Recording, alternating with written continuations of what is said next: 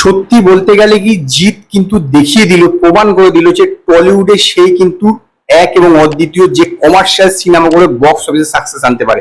তার ক্যারিয়ার যদি আপনারা ভালো করে বিচার করে দেখে থাকেন, দেখবেন তার 95% সিনেমায় কমার্শিয়াল সিনেমা, এবং তার যত সিনেমা সাকসেস পেয়েছে তার 100 to 100% হচ্ছে কমার্শিয়াল সিনেমা। এই রিসেন্ট রিলিজ হওয়া বুমেরাং কিন্তু একটি কমার্শিয়াল সিনেমা এবং এটিও 100% সফল।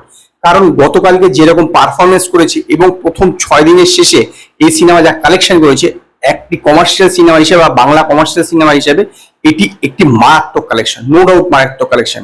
আমি অনেকদিন আগেই আপনাদেরকে জানিয়েছিলাম যে এই সিনেমা প্রায় 70 লাখের কাছাকাছি কালেকশন করেছে। তো এই সিনেমা প্রথম 6 দিনের শেষে কত টাকা কালেকশন করলো সেই বিষয়ে নিয়ে আজকে আপনাদের সঙ্গে এই ভিডিওতে কথা বলবো। নমস্কার বন্ধুরা, আমি অমর্ত্য, আপনাদের চ্যানেল ইন্ডিয়ান ফিল্ম নিউজ বাংলাতে আপনাদের স্বাগত। প্রথম দিনকে যা কালেকশন ছিল সেটা ছিল 15 লাখ, কিন্তু তারপর থেকে এর ওয়ার্ড অফ মাউথ কিন্তু ধীরে ধীরে ভালো হতে শুরু করে। আর সেটাই হচ্ছে বড় কারণ যে এই সিনেমা কিন্তু আজকে এই জায়গা থেকে দাঁড়িয়েছে।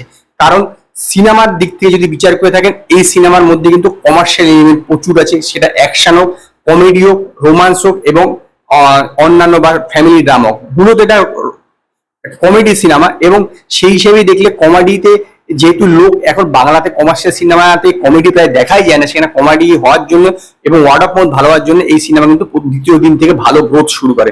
প্রথম দিনকে প্রায় 15 লক্ষ টাকা কালেকশন ছিল, দ্বিতীয় দিনকে প্রায় 20 লক্ষ একটু বেশি কালেকশন করেছিল, এবং তৃতীয় দিন যেহেতু রবিবার ছিল সেদিনকে আরো বেশি কালেকশন করেছে। এবং গতকালকে যা কালেকশন করেছে সেটা শোনা যাচ্ছে প্রায় আপনার 25 লক্ষ টাকা মতন গতকালে কালেকশন করেছে, মানে গতকাল জামাই ষষ্ঠী ছিল এবং সেই জন্য কালেকশনটা খুব ভালো হয়েছে।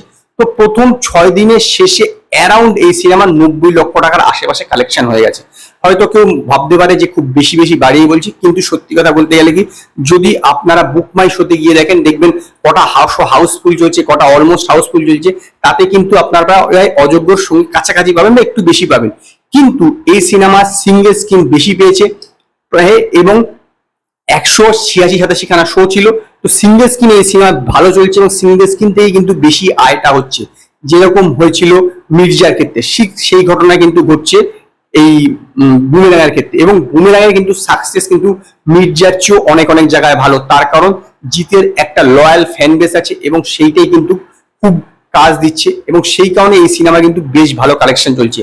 যেভাবে চলছে তাতে হয়তো লাইফ টাইম কালেকশন 2.5 কোটি টাকার আশেপাশে পড়তে পারে, এটা আমার প্রেডিকশন। যদিও এখনো বিষয়টা অনেক দূর, কারণ এই 14 তারিখে অনেকগুলো সিনেমা বেরোবে, তো তার উপর ডিপেন্ড করে কতটা শো থাকছে। যদিও অযোগ্যর কিন্তু শো কমা উচিত, তুলনায় বুমেরাঙের শো বেশি থাকা উচিত। যদিও এখানে অনেক পলিটিক্স চলে, স্বাভাবিকভাবে এটা বলা সম্ভব নয় যে কার শো থাকবে। তবে আমার প্রেডিকশন এই সিনেমা প্রায় 2.5 কোটি টাকার আশেপাশে কালেকশন করেছে এবং প্রথম 6 দিনের শেষে প্রায় 90 লক্ষ টাকা। তো 7 দিনে সে ধরতে পারেন যে 1 কোটি টাকার আশেপাশে বুমেরাং কিন্তু কালেকশন করবে। তো এই ছিল বুমেরাঙের বক্স অফিস। যদি আপনাদের ভিডিওটি পছন্দ হয়, ভিডিওটিকে লাইক করুন, কমেন্ট করুন, শেয়ার করুন, আর নতুন নতুন আপডেটের জন্য আমার চ্যানেলকে সাবস্ক্রাইব করুন।